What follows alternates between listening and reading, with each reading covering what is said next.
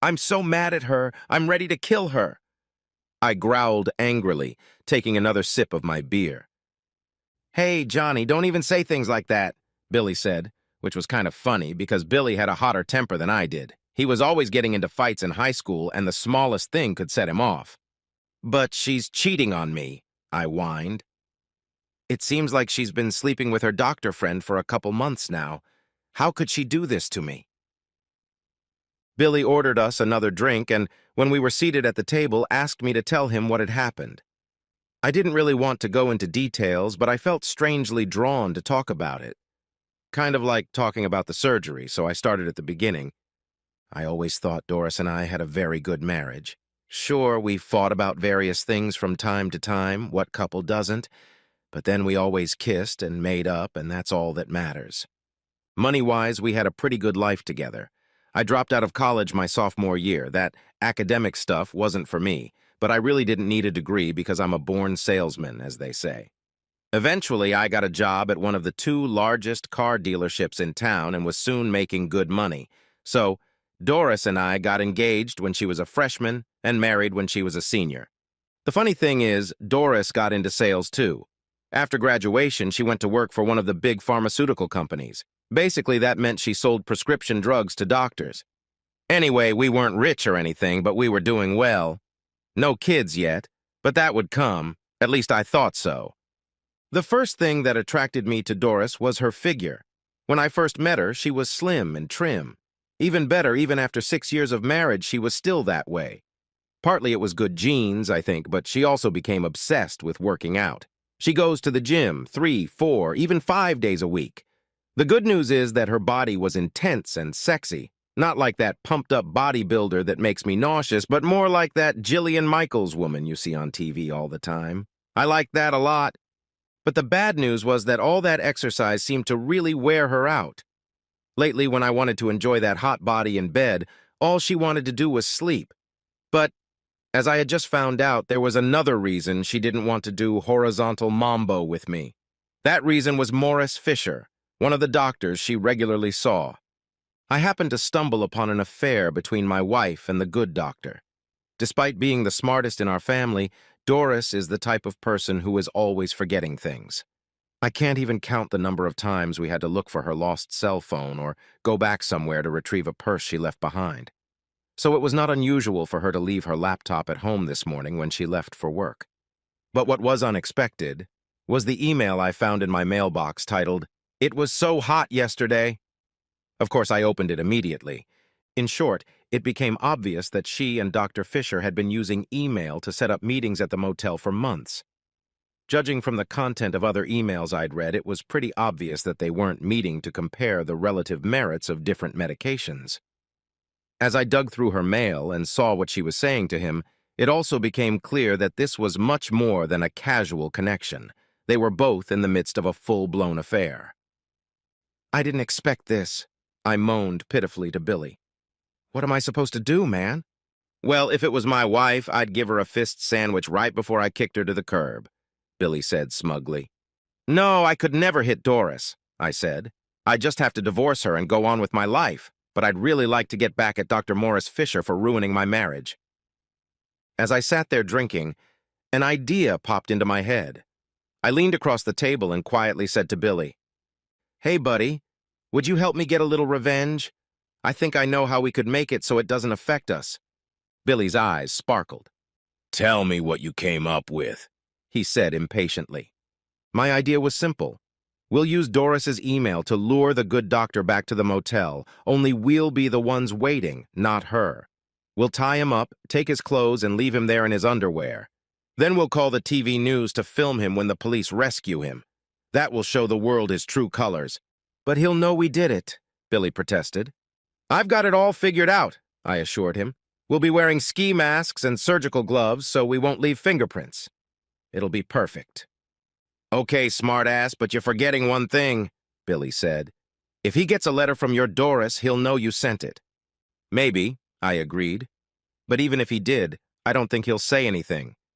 If he does, he'll have to admit that he's been having an affair, and I'll bet his wife won't be too happy about that." Billy looked at me shrewdly. "You might be right, Besides, he might suspect you, but he won't be able to prove anything. Especially if I delete the email from Doris's computer after I send it, I said triumphantly. Go ahead, Billy said. I hate fucking cheaters. That goddamn doc owes you for screwing your wife. All right, here's how we're going to do it. Tonight, I'll email him from Doris's computer and set up a meeting at their usual motel right after dinner. Tomorrow morning, you go and book a room. When he shows up, we'll grab him. And then we'll cut off his sweet spot, right? Billy asked impatiently. No, I said hastily. We don't want to get caught. We'll gag him, strip him naked, tie him to a chair and leave him. I'll make an anonymous call to the police about the disturbance in the room, and you call your buddy at the TV station and tell him that the police are investigating something serious at the motel. It'll be all over the news. He'll be the laughingstock of the whole town. If he keeps his mouth shut, he'll still be very embarrassed because everyone will know he's been hiding out in the hotel. And if he tells them why he went to the motel in the first place, they'll know about his affair with Doris, and then I'll throw her out. That sounds perfect, Billy said eagerly. I can't wait. Just remember one thing, Billy, I added. When you rent this room, don't use your credit card. Why not? I tried not to roll my eyes. Because you don't really want the police to know who rented the room where the doctor was captured, I said impatiently. Well, yeah, Billy said. I shook my head mentally. Billy was a great guy, but he wasn't going to get the Nobel Prize anytime soon. That night, when I got home, I acted as if nothing had happened. I even hinted to Doris that I'd like to have a little fun in bed after dinner, but she quickly dismissed the idea as I expected. I didn't know if it was Fisher tiring her out or if she was so fixated on him that she didn't want me to touch her. Either way, I would dump this cheating bitch as soon as I got my revenge on her lover. After she went to bed, I found her wheeled suitcase, the same one she used to roll all her drug samples and shit for the doctors. Of course the laptop was inside. When I fired it up, I found that the email was password protected, but I expected that. Because of her forgetfulness, Doris kept passwords written down on a piece of paper stuffed in her wallet. I pulled out the piece of paper, typed in the password, and bingo, in. I quickly began typing my little invitation to my love doctor, and I was pretty sure I knew how to express it in a way he couldn't resist. But halfway through, I stopped abruptly. We had a big problem.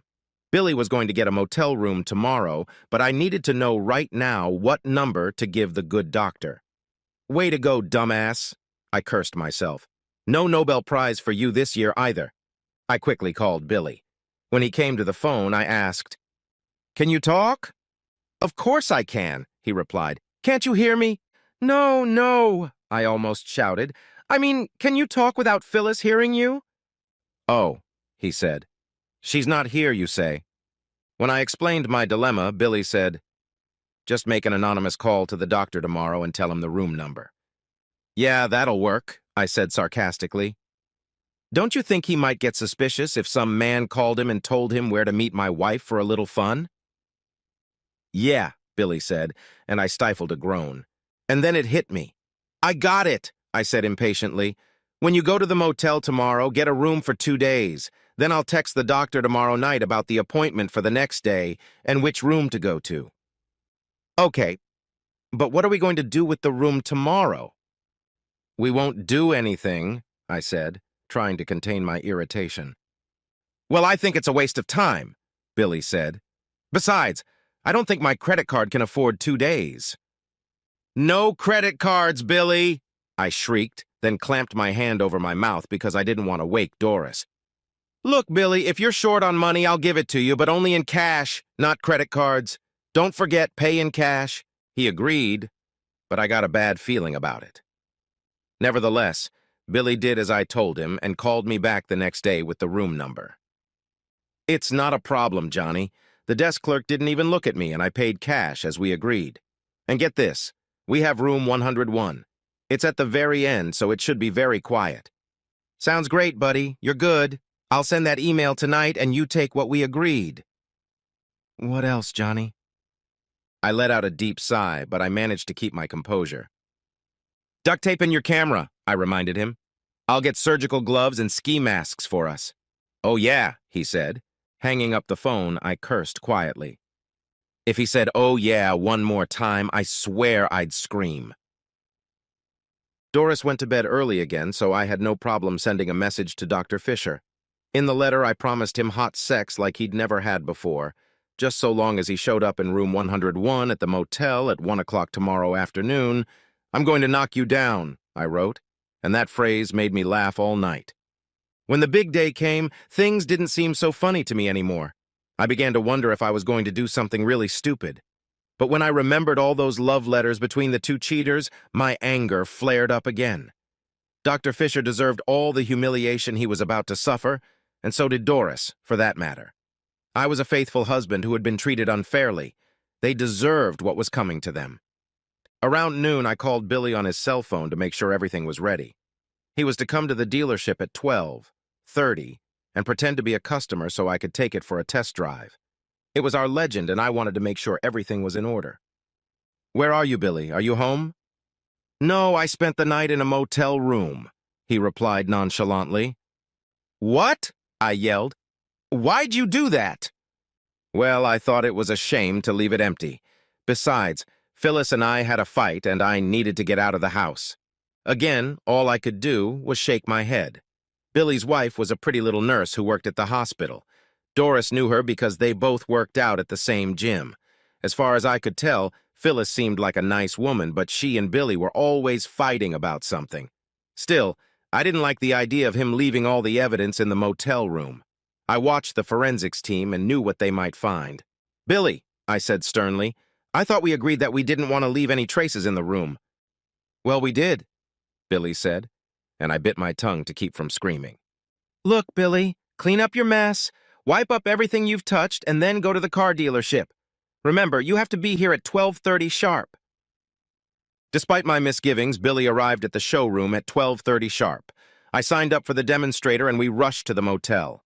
When we got there, I handed Billy a pair of surgical gloves and pulled on my own.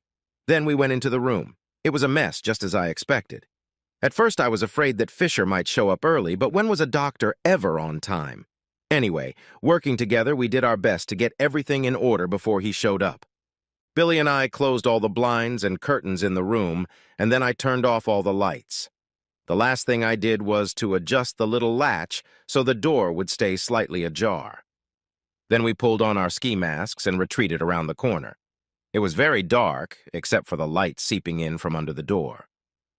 While we waited in silence, Billy surprised me when he leaned over and whispered in my ear, "It's really creepy in here. It took all my strength not to strangle him." "Shh, Billy," I hissed. "He could be outside right now." "Oh, right." Before I could answer, we heard footsteps in the hallway. I shushed Billy and pointed to the camera in his hand. He nodded, and I hoped that meant he remembered what he had to do. I looked out from around the corner. At that moment, the door swung open and a man entered the room. "Hey, Doris, where are you, sexy lady?" he called out playfully. I nudged Billy to get ready. "I'm here," I said in a whisper, and as he turned in our direction, Billy turned on the camera. The flash hit the doctor right in the face, and he cried out as the bright light blinded him. I waited until he stopped rubbing his eyes, and when he dropped his hands, I punched him. I'm a pretty big guy, and I've had to fight, so I knew how to hold my own. I must have added a little extra to that punch, because Doc collapsed to the mat with a stone. I started dancing around, waving my aching fist. "It hurts like hell," I moaned. Luckily, Billy was all business. He made sure the room door was closed and locked, then went back to check on his lover. He whistled. "You really nailed him, Johnny," he said admiringly. He turned off like a light. "Hush," I hissed, "and don't call me by my name." "I'm sorry, Johnny." "Come on," I commanded. "Help me get his clothes off." We took off our ski masks and tried to undress the doctor. You'd be surprised how hard it is to undress a limp body, but after a lot of tugging, we stripped the doctor down to his blue-striped boxers. Neither of us wanted to touch his intimate parts, so we stopped. Then we sat him in a chair and duct-taped him down.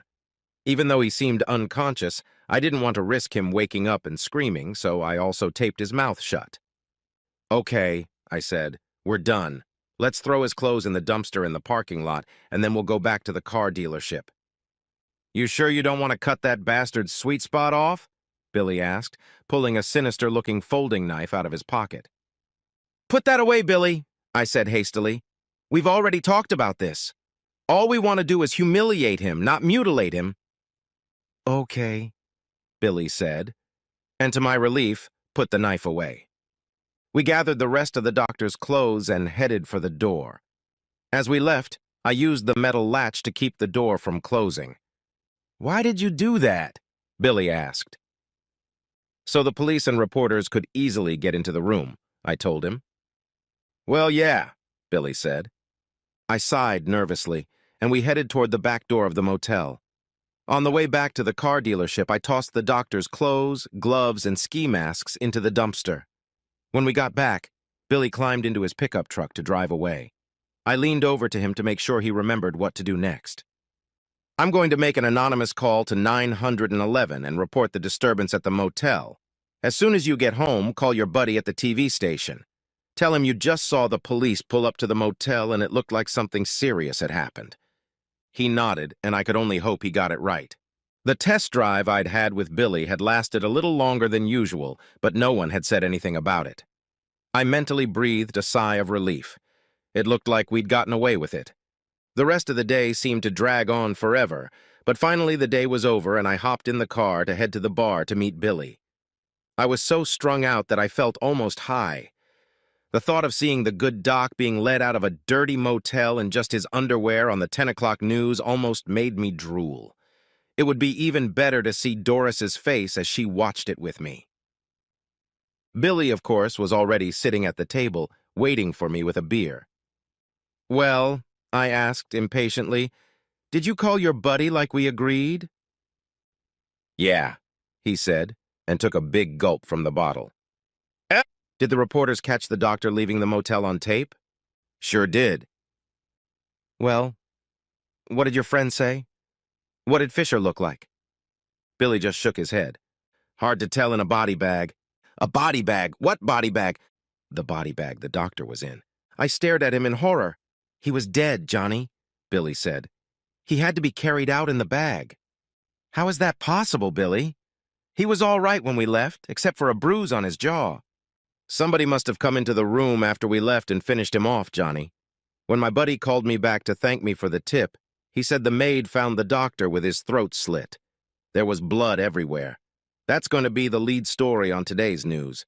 Up until now, the only time in my life I've ever felt stupefied was when I took a really big lick playing soccer in high school. But then, I felt like I was about to faint. The worst thing that could ever happen." I took a big sip of beer to calm myself down and stared at Billy. "Do the police know who did it?" "Nope," Billy answered calmly. "My buddy said nobody saw or heard anything." "Look, Billy, this is bad, really bad. We could be in real trouble." "Why?" he asked. "We didn't kill him." "You and I know that, but the police don't know that," I said irritably. "If they find out we tied him up, they'll probably try to pin the murder on us." "Oh, yeah." I wanted to lean over the table and strangle him, but I knew now was not the time to lose control. "Look, Billy, we have to keep this a secret. You can't tell anybody. Not Phyllis. Not your TV news buddy. Not no. If you talk, we could go to jail. You understand?" "Sure, Johnny, sure. I really hope the police find whoever killed him right away. As soon as they make an arrest, we'll be out of danger." "Don't worry, Johnny, I'll keep my mouth shut," he said, making that stupid hand and mouth gesture we learned in 5th grade. I thought I was going to throw up. Going home, I could only pray that Billy would keep quiet, but I doubted he could hold out much longer. I was sure that if the cops ever took him in for questioning, we were doomed.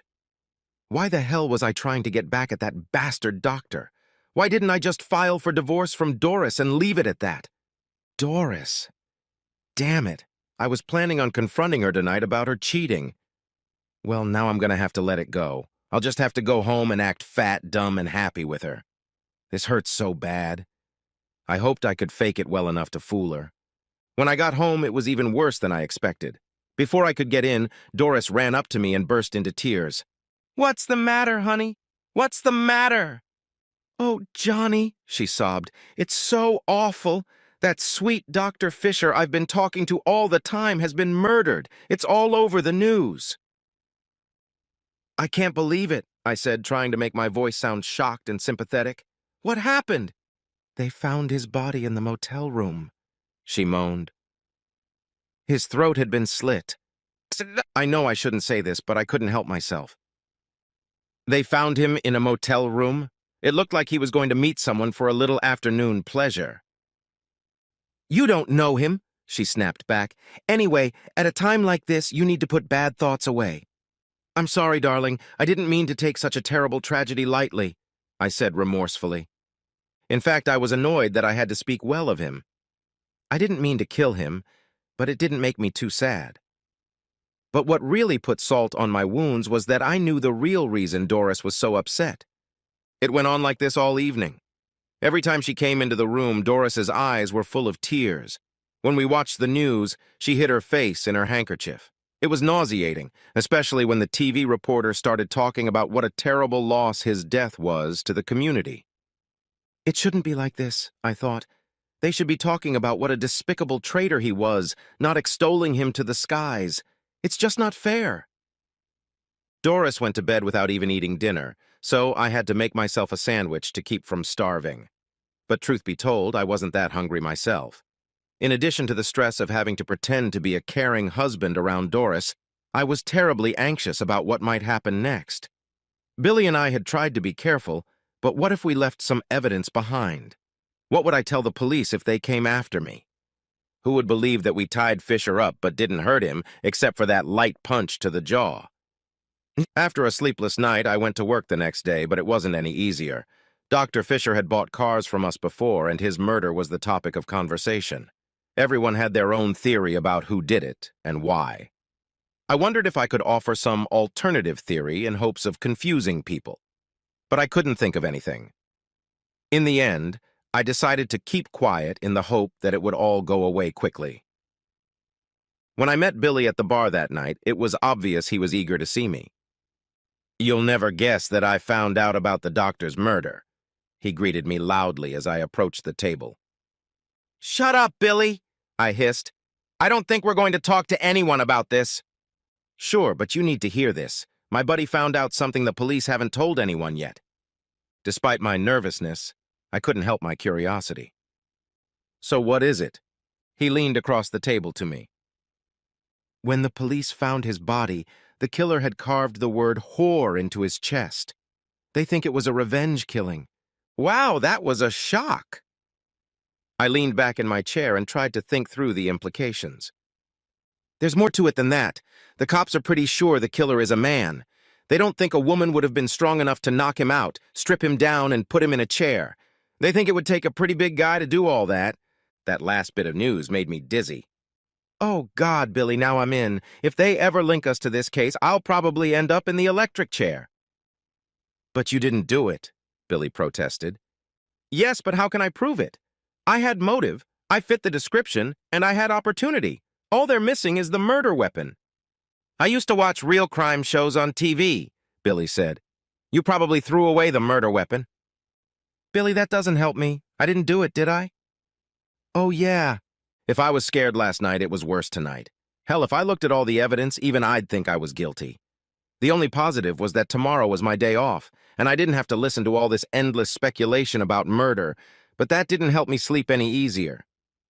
The next day, Doris went to the gym, probably to try to chase away her sadness with exercise. I decided to try to take my mind off my worries for a while by doing some yard work. It was a beautiful day, and the lawn definitely needed mowing, so I stripped down to my old shorts and got to work in the yard. As I was cutting the grass, a car pulled up in front of our house, and an attractive young woman got out. She moved toward me, and I quickly shut off the engine of the mower. Is your wife home? She asked, looking me over carefully. No, I'm sorry, I told her with a smile. You just missed her. I'm her husband, Johnny. I'm alone. She reached into her purse and pulled out a card. I'm Detective Monica Ferguson. Could you ask her to call me when she gets back? I'd like to ask her some questions about Dr. Morris Fisher. I was trembling with fear. Why do you want to talk to your wife about him? I asked too hastily. The detective smiled and patted my hand. Don't worry, she said. We're just trying to talk to everyone who had contact with Dr. Fisher. His office staff told us that your wife is a pharmaceutical rep and visited him regularly. Oh, yes, I said. Damn, I thought. That sounds just as stupid as what Billy said. As I mentally berated myself, she continued to look at me appraisingly, and I wondered if she was flirting with me or assessing my criminal potential. Finally, she asked, Did you know Dr. Fisher? Of course I knew him, I said, and immediately realized what I had said. I mean, I knew of him through Doris, but I had never met him. She looked at me a little longer and then said, Don't forget to ask your wife to call me. Then, as she was about to leave, she was quiet and added, See you later.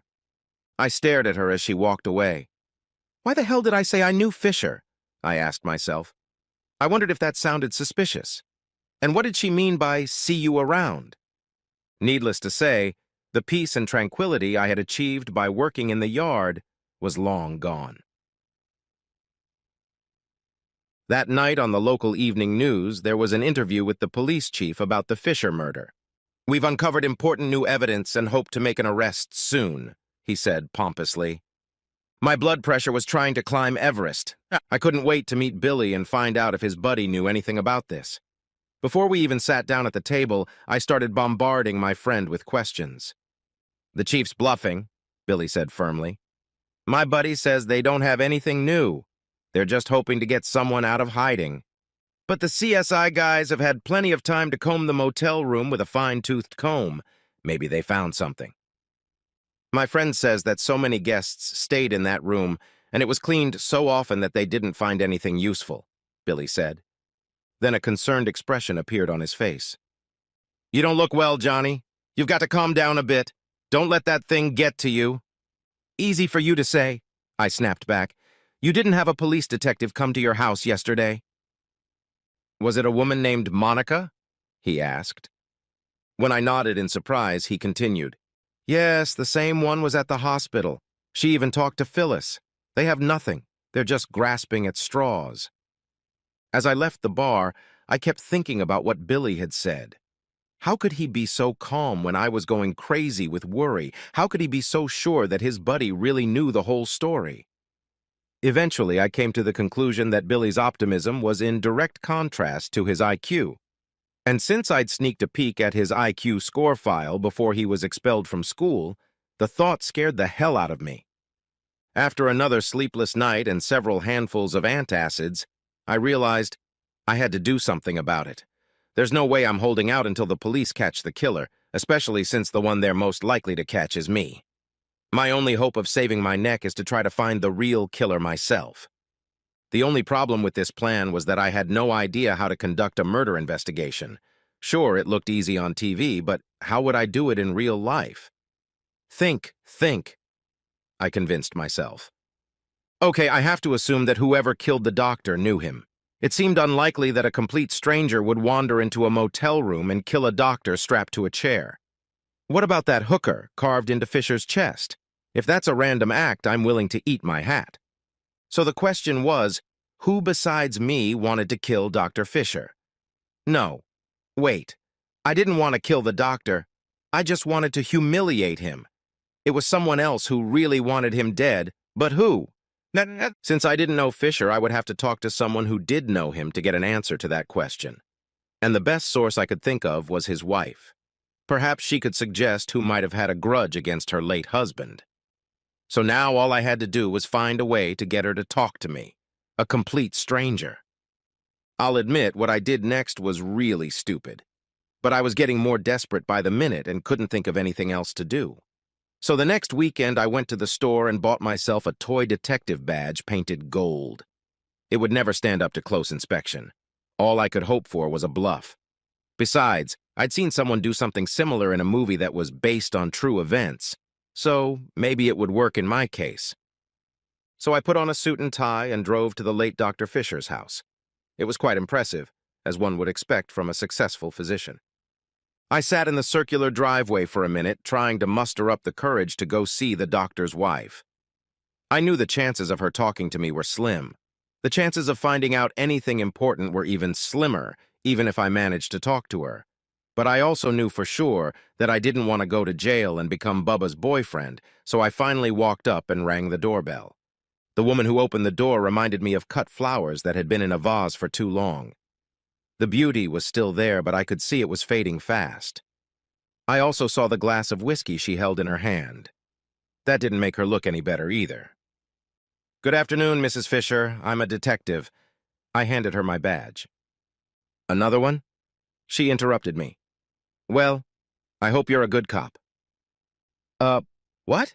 I asked. "Isn't that what you do? The woman I was talking to the other day was definitely a bad cop, so I hope you're a good cop." Well," I mumbled, stammering. "It's okay," she said. "Come on in," and gestured for me to come in. "Would you like to have a little whiskey and soda with me?" she asked, leading me into her room. "No thanks," I said. "I'm on duty." "Well, there's no sense in wasting whiskey," she said, and began to mix herself another. It wasn't her first dose of the day, judging by her wobbly gait. When she came back and sat down, I opened the little notebook I'd bought to make myself look official. "First of all, Mrs. Fisher, let me express my condolences on the tragic death of your husband." Yes, he's dead. Let's get on with it," she said impatiently. I was so surprised by her behavior that I couldn't help myself. "If you don't mind, Mrs. Fisher, you don't seem to be mourning his passing very deeply," I ventured. "Mourning? Hell, I'm celebrating," she muttered, taking another sip of whiskey. "My late husband cheated on me, Detective. As far as I'm concerned, he got what he deserved." I wondered if she knew about Doris, but I decided it wouldn't be smart to ask. Still, I was curious about her attitude. "Well, if he was cheating on you, why didn't you just divorce him?" "I couldn't afford it," she replied nonchalantly. "I signed a prenup when we got married. In a divorce, I was walking away with what I brought to the marriage. No, the truth is, someone finished the bastard off, and it was the best thing that could have happened to me." I blinked in surprise. Wow, if anyone was going to blame herself for the murder, it was her. But if she was done with her hubby, why would she say something like that, especially to a cop? Maybe she had more to drink than I thought, or maybe she was innocent and extremely naive. But I didn't want to jump to conclusions, so I decided to ask her about the other suspects. "Mrs. Fisher, do you know anyone who might have had a motive for killing your husband?" I asked. "Oh, of course," she replied nonchalantly, "and more than one." "Really?" I asked in surprise. "Of course, it could have been any of the husbands of the wives he slept with," she said nonchalantly. "My late husband just couldn't keep his pants zipped. He cheated on me many times over the years. I wouldn't be surprised if a jealous husband decided to seek revenge." She shook her head bitterly. "My Morris was a real whore," she said. I almost gasped out loud when she said it. The fact that she'd said the word whore didn't strike me as a coincidence, but while it was suspicious as hell, it still wasn't a confession. Besides, she'd just given me a few other possible suspects to check out. This detective game was getting more and more complicated. "Do you know who his mistresses were?" I asked, somewhat nervously, wondering if she would name Doris. "I have no idea," she replied. "After I caught him cheating the first time, I didn't care. Damn it, there goes that clue. But weren't you afraid he might fall in love with one of them and leave you? Like I said, Morris just couldn't be faithful to me, or anyone else. But I always knew he would stay with me because he liked the image of the happily married man he was creating in society." I couldn't help but feel sorry for her. What a lousy marriage. "What about the disease? Weren't you afraid he'd catch it or something?" She smirked. "He was a doctor. Even if he did get something, he knew how to cure it. Besides, once I realized what was going on, I stopped sleeping with him. I hadn't been with a man in a long time." She set down her glass and gave me a long, appraising look. "You know, you're a pretty good-looking guy. How would you like to end a girl's long drought?" With those words, she quickly slid off the couch onto her knees, moved over to me, and to my surprise, began fiddling with my zipper. No, wait, Mrs. Fisher. I mean, I'd love to, but I'm happily married. And then I stopped. I was no longer a happily married man. In fact, I was planning on being single altogether in the near future. The idea of getting a little revenge on my wife and lover even after his death seemed pretty damn appealing. And since I hadn't had sex in quite some time either, I suddenly felt a damn thrill. I stopped resisting. I hadn't had sex in a long time. Too long, I realized. And this woman knew what she was doing. She rotated her hips, rocked them back and forth, and then started bouncing up and down again. For a not-so-young girl, she had plenty of energy. I was in heaven and knew I wouldn't last long. Leaning back on the back of the couch, I hoped the neighbors hadn't heard us, or they might have called the police to report another murder. After a couple of minutes, Mrs. Fisher leaned back and looked at me with grateful eyes. "Oh, baby, that was so good. I didn't realize how much I missed it." I looked at her with a mixture of curiosity and admiration. "How the hell did you learn to do what you did with me? It was incredible." She smiled and winked at me.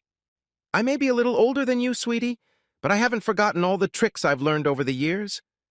She reached out and grabbed a couple cocktail napkins, which she handed me to wipe myself off. After doing the same to herself, she stood up and poured herself another. "Do you want one right now?" she asked. "No," I said. "I need to get back, to the station." She looked at me lazily as I pulled up my pants and zipped up my zipper. "That was a lot of fun," she said. "We should do it again. Hey, what did you say your name was?" I was starting to get nervous. "I didn't," I said, heading for the door. "Oh," she said nonchalantly. "Well, call me anyway." With those words, I slipped out the door and hurried to my car. As I drove away, I felt a sense of satisfaction at the unexpected interlude I'd enjoyed, but my mood quickly darkened when I thought about everything she'd said to me before jumping on me. If Dr. Fisher really was such a lover of married women, he could very well be the victim of a jealous husband. It seemed like a promising avenue of investigation. There could have been a few guys out there with a motive. But how the hell am I going to investigate them if I don't know who the doctor's other mistresses are? If anything, the more potential suspects there are, the harder it will be for me to narrow down the list. Then I thought about Mrs. Fisher. Although I found her to be an experienced and enthusiastic lover, I couldn't help but wonder if she could also be a cold-blooded killer. If she saw the email invitation to her husband to come to the motel, she could wait until Billy and I left and then sneak in and take her revenge. That way, she could inherit her husband's property while they blamed us. I had to admit, it was pretty slick, if she really was a murderer. But if she killed her husband, why would she tell her motives to the detective? It seemed like a really stupid thing to do.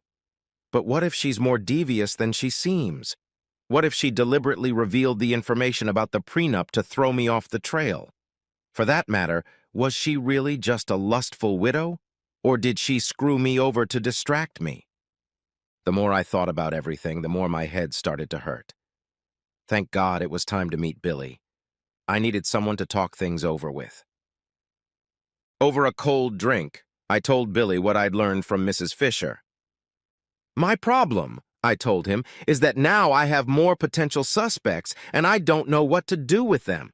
How am I ever going to find the real killer?" "Well," Billy voiced his opinion, "if you knew who it was, I bet you could make a lot of money." I looked at him in confusion. "What are you talking about, Billy?" "It's very simple," he said. "I bet the real killer would pay you almost anything to keep you from turning you into the police." "It's blackmail, Billy. We've got enough problems without the blackmail charge." "Oh, yeah." But instead of being angry with Billy, I started thinking about his offer. "Wait a minute," I said. "Maybe it's not such a bad idea." "I saw it on TV once. All we have to do is make it clear that we know who did the dirty deed and that we need money to keep quiet about it. And then, when someone shows up to make the deal, we'll catch the real killer." "Wow, that's very clever, Johnny," Billy said. Then his smile disappeared. "But how are you going to report this killer if you don't even know who he is?" "I think I know a way," I said smugly. How did the killer even know we were going to meet Dr. Fisher at the motel? From what I understand, he, or she, I said, thinking of Mrs. Fisher, must have seen the fake letter I sent from Doris's address. So we'll just send another one in the same way and see who takes the bait. But how will Dr. Fisher get the letter, Johnny? He's dead. I sighed. I know Dr. Fisher is dead, Billy, but his killer is alive, and he's the one we need. He'll see the new letter just like the old one, and when he shows up, we'll get him. You're a genius, Billy praised me, and for once I had to agree with him. I decided to put my plan into action immediately. On the way home from the bar, I stopped at an ATM to get some cash. Then I drove to a motel and got a room for 2 days. The receptionist was a bored teenager who was so engrossed in watching TV that he barely looked at me. On a hunch, I decided to ask for room 101 again. The killer will flinch when he sees that, I grinned to myself. The next morning I got up very early so that I would have time to send a message from Doris's address before she woke up. I spent quite a bit of time composing it, and I was very proud of my work. I know who you are and what you did to that slut Fisher. If you don't want me to go to the police, you'd better come to the same room in the same motel where Dr. Fisher died. Be there at 2 o'clock tomorrow afternoon and bring $20,000 cash with you. Or else. That should be enough, I thought. I pressed send and then deleted the sent message from Doris's computer, just like last time. The trap is set, I said to myself. Now let's see who bites. I went to work as usual, but I was having trouble concentrating. I kept wondering who would show up in the motel room tomorrow. I realized I might not even know the person, especially if he was one of the angry husbands. By the time I finished work and went to the bar, I was dying to talk things over with Billy and get his reaction. But Billy wasn't there, and even though I waited for almost an hour, he never showed up. That made me really nervous. Billy was always up for a beer. What could have happened to him? As I drove home, my paranoia continued to grow. What if Billy had been picked up by the police? What if he told them everything we'd done? What if they were waiting outside my house to arrest me? I was so consumed with my fears that I made it home before I even realized where I was. Fortunately, no one was waiting for me there. Not even Doris had come home yet. It was only a few minutes later that I heard Doris pull up, and by the time she entered the house, I was already her loving husband. But it didn't really matter what I looked like because she was flustered. "You'll never guess what happened today," she said excitedly. "Your friend Billy is hiding from the law." I thought my heart would stop, but Doris didn't even notice. He and Phyllis had a big fight, and he gave her a black eye. She called the police, and he drove off in an unknown direction. Oh my God, I thought, if they catch him and start asking about Dr. Fisher, we're screwed. But Doris continued to babble on about the situation and didn't notice my panic. To hide my emotions, I pretended to wonder what she was talking about. "Why did they fight anyway?" I asked when I had a chance to get a word in edgewise. "The girls at the gym told me that Billy thinks Phyllis is cheating on him," she said, and I mentally shook my head in confusion. Are there really no more faithful wives left? I wondered. The thought reignited my anger at Doris, and I said angrily, "Well, if she cheated, then so be it." I thought Doris would lash out at me for that little remark, but she didn't respond. It only made me even more angry. "What hypocrisy!" I thought. "You're the vilest liar I know, but if I lifted a finger at you, you'd get a hell of a kick out of it." But for now, I kept my thoughts to myself. I didn't say anything more to Doris at dinner, and then I went into the study to think about the latest developments. Suddenly, a terrifying thought struck me. What if Billy is the killer? I remembered the folding knife he had with him when we tied up the doctor. What if Billy sneaked back and finished off the doctor after we left the motel because Phyllis was cheating on him? I didn't want to believe it, but it all made some terrible sense. Then an even more horrible thought occurred to me. What if Billy decides to show up at the motel tomorrow? I'm bigger than him, but I'm not sure I could overpower him in a fight, especially if he brings a knife. I decided I'd better bring some extra protection with me, so I went down to the basement and got my gun out of there. I hadn't fired it in a while, but it seemed to be okay. The next morning, I went to work as usual, except I had my gun in my car. After lunch, I told the manager that I needed to rest for the rest of the day. He didn't like that, but I'm one of his top salesmen, so there wasn't much he could do. I left the car dealership and arrived at the motel a half hour early. Slipping the gun into my jacket pocket, I walked to the room and opened the door with my card. I almost locked the door behind me, but at the last minute I remembered that I wanted the killer to be able to get in, so I put the latch on the door. Then I settled into the chair and prepared to wait. Sitting there, I looked around the room. It was obvious that they had put down new carpet. There must have been too much blood on the old one, I thought with a shudder. Even the chair I was sitting on looked new, and I figured it had to be changed too. Otherwise, it looked the same as last time. That didn't make me feel any better. I didn't want to think about it anymore, so I started thinking through my list of suspects. The first was Mrs. Fisher. She had a huge motive, but I had a hard time believing it was her. After all, she had put up with so much from her husband for so long. It's hard to understand why she suddenly decided to do something so drastic. Still, perhaps she had reached her limit. And don't forget, I told myself, she's the one most likely to have access to Dr. Fisher's email account. Then came the husbands of the other women who were Dr. Fisher's mistresses. I didn't know who they were or how many there might be, but one of them could have been the abusive type. He might have been stalking the doctor, waiting for the right moment.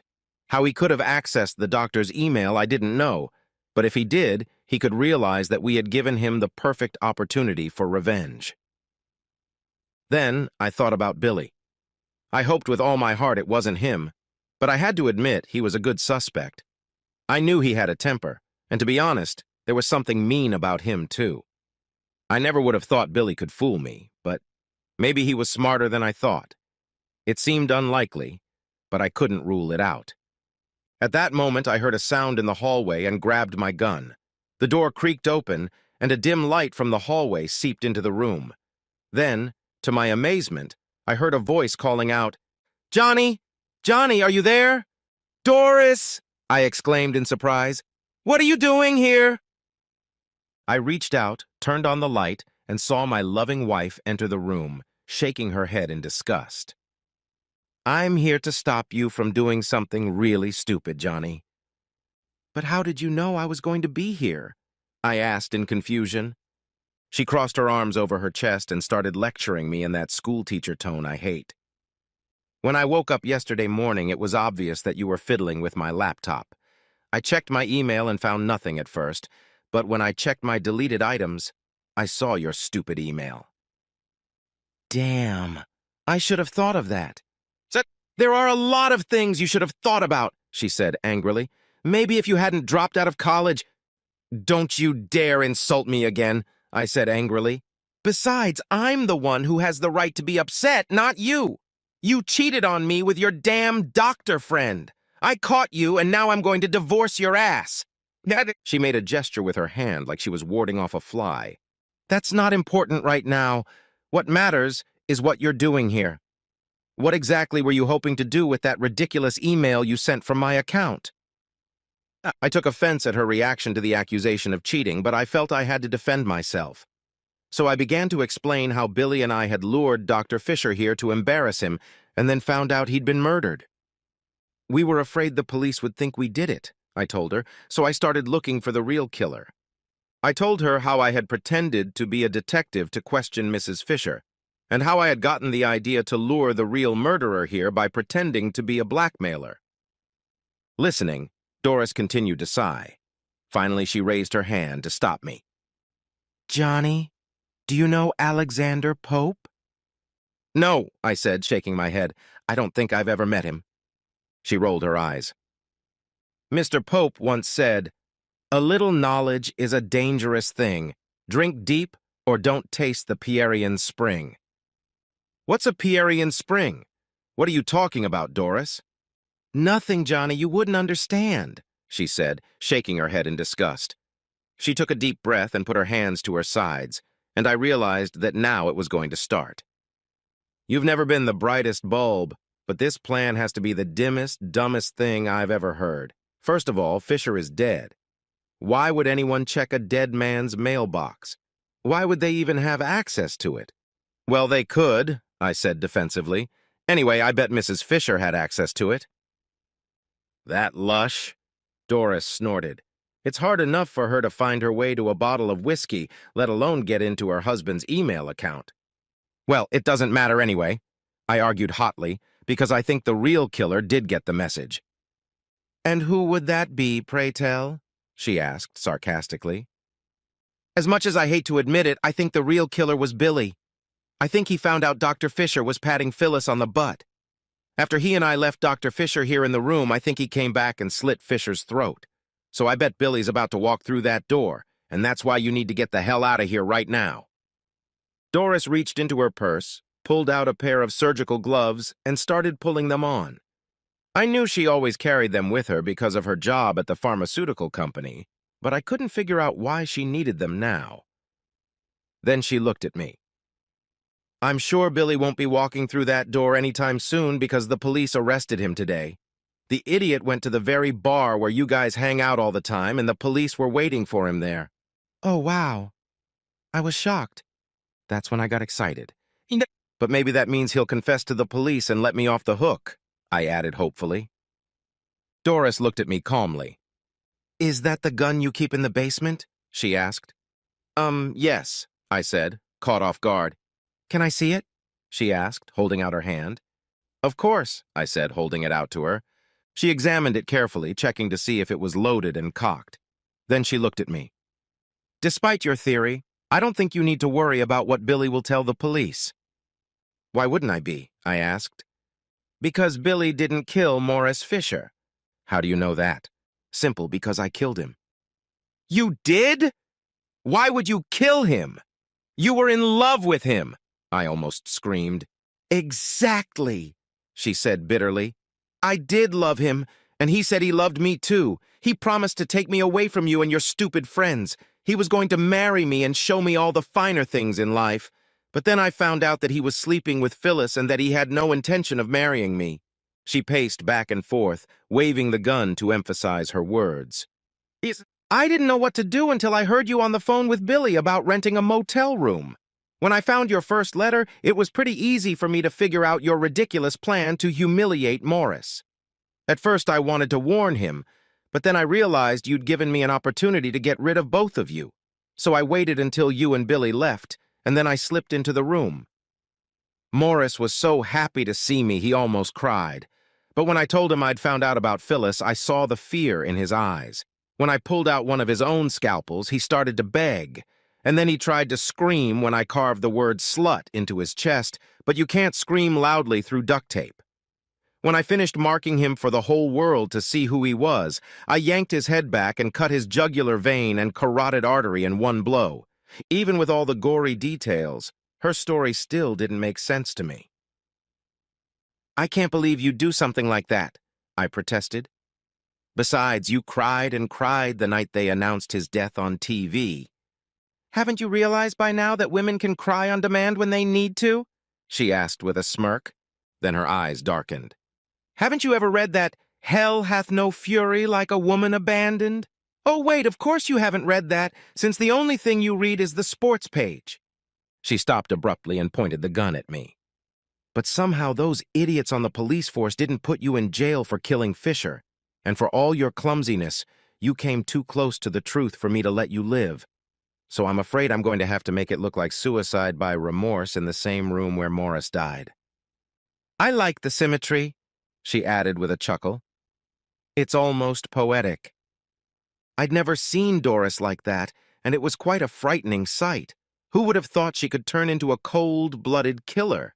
And why did I give her my gun? What an idiotic move. I should have tried to talk her out of it. Wait a minute, Doris, I shouted desperately. You can't do that. One of the men who received the letter I sent could come through that door any minute. She laughed in my face. Here's a perfect example of why I have to do it. You're deadly stupid. Rest assured, Johnny, no one has seen your ridiculous letter, and no one is coming to save your stupid ass. That's where you're wrong, came a voice from the door. Drop the gun, or you're a dead woman. Doris turned around in surprise and saw Detective Monica Ferguson walking in with her gun at the ready.